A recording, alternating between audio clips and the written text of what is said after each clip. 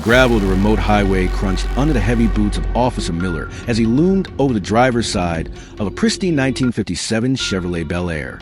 Without a word of warning, he forcefully yanked 70-year-old Genevieve from the car, pinning her frail frame against a turquoise tail fin. "I don't care about your antique car. This tail light is out, and I'm impounding this junk." Miller's voice was a jagged blade of unchecked ego. Genevieve, a woman of dark complexion, whose dignity was her strongest armor, didn't flinch. She looked into the officer's eyes with chilling, regal stillness. "Officer Miller, you didn't just assault a driver. You just triggered a high-value asset distress beacon." Chest-thumping vibration of heavy rotors overhead signaled the end of Miller's career. The turquoise and white 1957 Chevrolet Bel Air glided down the interstate like a ghost from a more elegant era. Genevieve, 70, sat behind the wheel, her hand steady on the thin, chrome-trimmed steering wheel. This car was more than a vintage machine. It was a command center of a family legacy, meticulously maintained by her late husband. Today, she was driving to the National Defense Gala, where she was a guest of honor. Genevieve was a woman of quiet, overwhelming authority.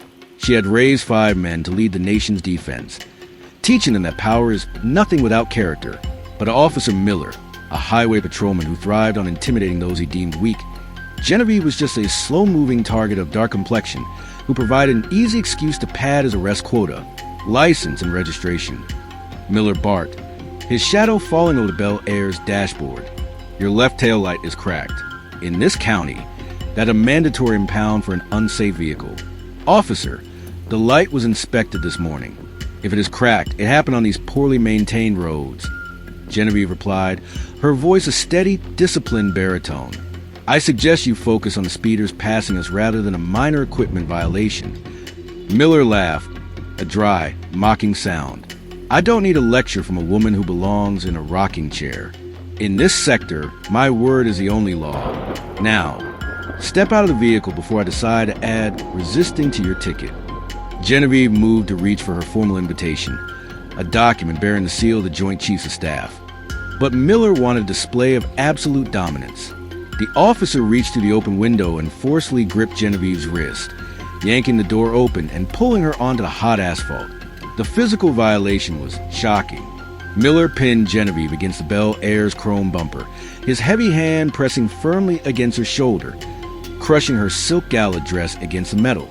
"I said move," Miller hissed, his face contorted in a sneer.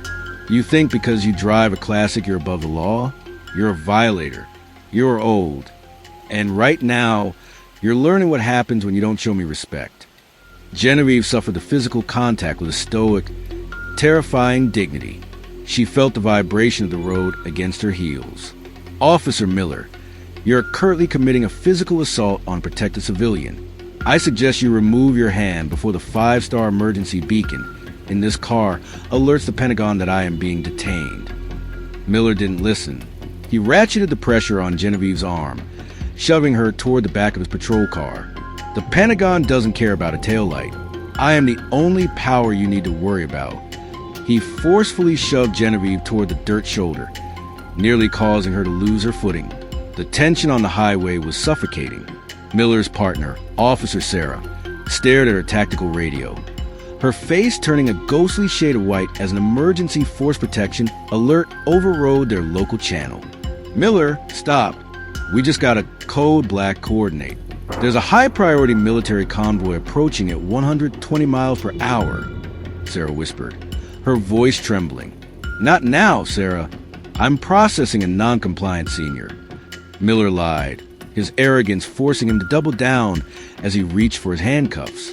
A passing motorist, Leo, who had pulled over to record the scene, pointed toward the horizon.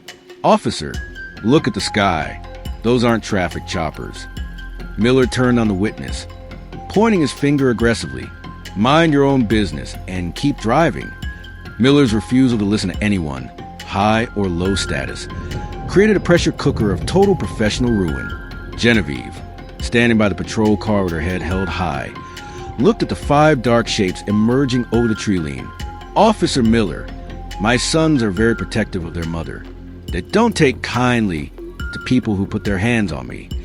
Miller just mocked her. "What are they? Mall security? I'm the law here." The suspense reached a fever pitch as the ground began to shake. It wasn't an earthquake. It was a synchronized landing of 5 Black Hawk helicopters directly onto the highway, blocking both lanes of traffic.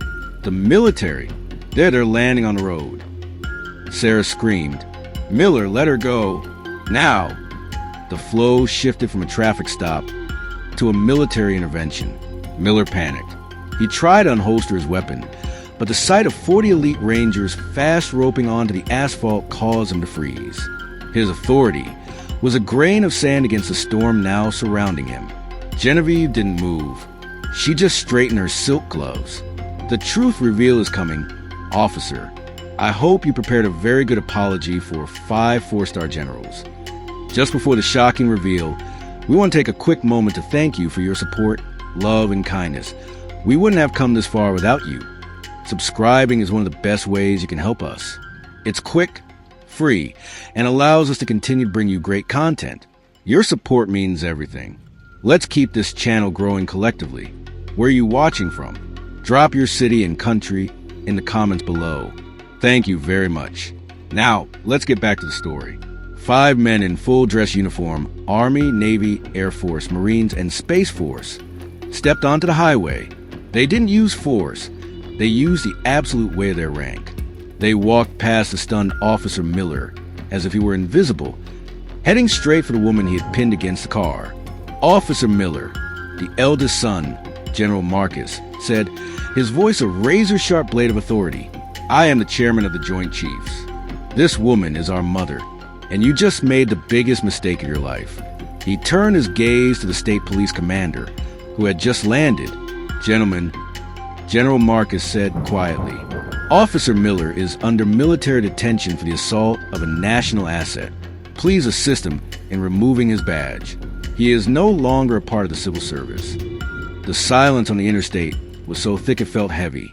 Officer Miller stood frozen, his hand still clutching the handcuffs he had intended for Genevieve. He watched as 5 of the most powerful men in the world formed a protective phalanx around the 70-year-old woman he had just shoved. The old woman he had mocked was now revealed to be the mother of the military, a woman whose sons controlled the very airwaves Miller used to report his stats. "Miller, you spent so much time looking at Genevieve's age and the color of her skin that you forgot she's the reason we serve," General Marcus said. "I didn't just receive an alert. I saw you assault her via direct satellite uplink to the 1957 Chevrolet Bel Air security system. This car is a national monument, and you just desecrated it." The power shift was absolute. The violator was revealed to be the guest of honor at the Pentagon. The state police commander handed Genevieve his own jacket, realizing that Officer Miller had just handed the department a career-ending disaster. The truth reveal was a public execution. Miller had triggered his own downfall by choosing to bully a woman who had raised kings. "Generals, ma'am, I didn't know. It was a routine stop. She was resisting," Miller pleaded, his voice cracking as he saw the rows of soldiers standing at attention, their eyes fixed on him with a look of pure, disciplined disgust. "We just did check the resistance, Miller," Genevieve replied, her voice a calm, sharp blade. "And the dash cam in my Chevy recorded every word of your bias. You told me you were the only power I needed to worry about. Now, you're the one who needs to worry about the law." General Marcus signaled to the state troopers, the men Miller had always tried to lead. "Gentlemen," the general said, "Officer Miller is no longer fit for public service. Please remove his badge and his sidearm. Specifically, before the news crews and the helicopters overhead get a clear shot of a disgraced officer in the dirt. He is a disgrace to the uniform." In front of his partner Sarah and the elite Rangers, Miller was forced to stand as his badge was literally ripped from his shirt. He was escorted off his own highway, walking past the rows of men who defended the freedom he had just abused. The public shaming was total. By the time the helicopters took off, Miller was being booked into a county jail with no one to call for help. Genevieve didn't miss her gala. In fact, she arrived in a convoy of 5 Black Hawks, with her 1957 Chevrolet Bel Air being transported by a heavy-lift crane to the gala lawn as a guest of honor. She used a settlement from the lawsuit to start a foundation for elderly victims of police bias, ensuring that no one would ever be shoved on a highway again because of their age or their appearance. The moral resolution saw the Highway Patrol Department undergo a total restructuring. Genevieve became a symbol of the ancient wisdom that guards a nation, one built on respect and sacrifice rather than power and ego. Officer Miller, once the king of the road, was relegated to a footnote in legal history. A man who lost everything because he couldn't control his bias against a 70-year-old woman who had given the world more than he ever could. Never mistake a person's gentleness for weakness.